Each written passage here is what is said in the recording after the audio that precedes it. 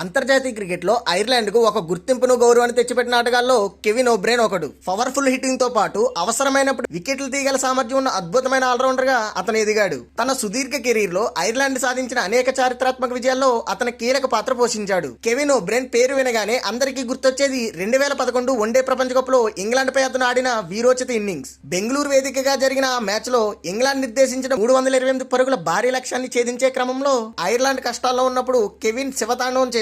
కేవలం 50 బంతుల్లోనే శతకం బాది అప్పట్లో ప్రపంచ కప్ చరిత్రలోనే అత్యంత వేగవంతమైన సెంచరీగా రికార్డు సృష్టించాడు. అతని మెరుపు ఇన్నింగ్స్ దాటికి పటిష్టమైన ఇంగ్లాండ్ జట్టు చిత్తయింది.